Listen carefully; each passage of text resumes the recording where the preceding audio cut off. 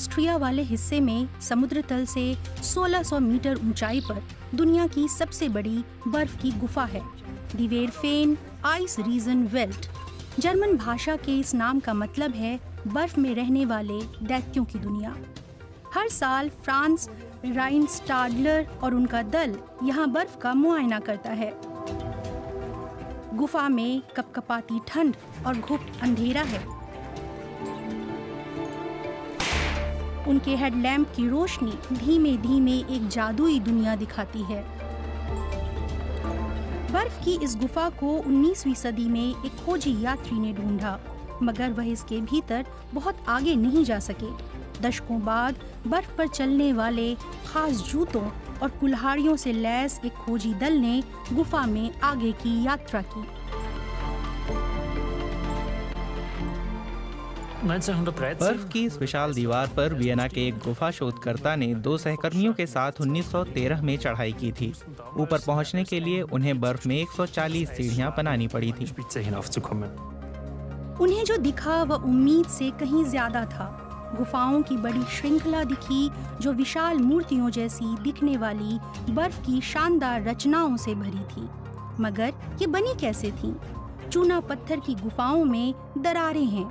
बसंत में बाहर पिघली बर्फ का पानी इन दरारों में जाकर जम जाता है। यह अद्भुत प्रक्रिया है। बाहर जब बर्फ पिघलती है तो भीतर कई मीटर ऊंची बर्फ की परतें जम जाती हैं। इसे चिमनी प्रभाव कहते हैं।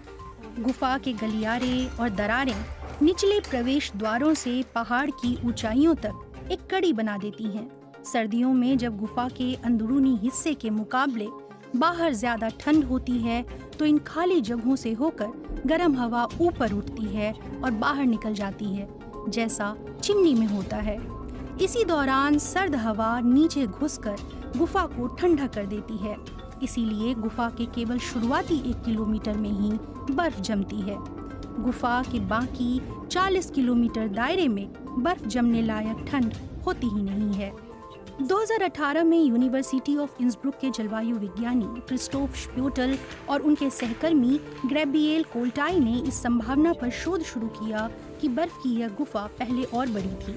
मुश्किल यह है कि बर्फ बिना निशान छोड़े गायब हो जाती है।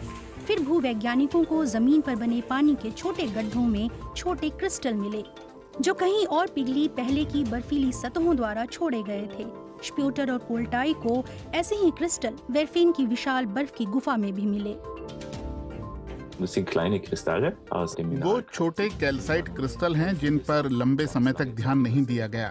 इन्हें रेत के कण समझा जाता था, जबकि असलियत में ये पहले की बर्फीली संरचनाओं के सबूत हैं। पिछले कुछ सालों से हम काफी बारीकी से काम कर रहे हैं और सफल भी हुए हैं ये साबित करने में कि बर्फ की ये गुफाएं पहले और विशाल थीं।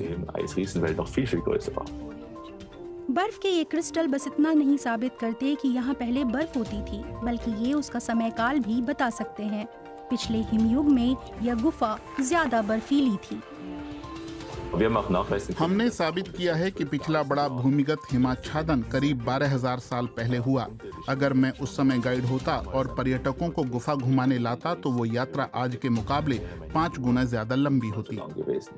वायुमंडलीय गणनाओं के आधार पर शोधकर्ता इस शुरुआती नतीजे पर पहुंचे हैं कि पिछले हिमयुग के दौरान गुफा में कहीं अधिक गहराई तक बर्फ रही होगी। जलवायु बदलने के साथ यह गुफा भी बदली। ज्यादा ठंड के दौर में यह बड़ी होती और तापमान बढ़ने पर सिकुड़ जाती। इस जानकारी के हिसाब से जलवायु परिवर्तन के मद्देनजर आने वाले दिनों में क्या होगा? हालिया गणनाएं बताती हैं कि गुफा के अंदर की बर्फ स्थिर है। भले कितना विरोधाभासी लगे, लेकिन इसकी वजह यह हो सकती है कि पिछली कुछ गर्मियां असामान्य रूप से शुष्क रहीं। गर्मी में ज्यादा बारिश से काफी नुकसान होगा। गुफा के भीतर ज्यादा गर्मी होगी। गर्म पानी के चलते बर्फ पिघलाने वाला ताप पैदा होगा। इसलिए शुष्क गर्मियां भले ही ग्लेशियरों के लिए खराब हों, लेकिन बर्फ की गुफाओं के लिए अच्छी हैं। सर्दियों में बढ़ रहा तापमान इन गुफाओं के लिए खतरा है, मगर जलवायु वैज्ञानिकों को लगता है कि अभी कुछ साल तो ये नहीं पिघलेंगे।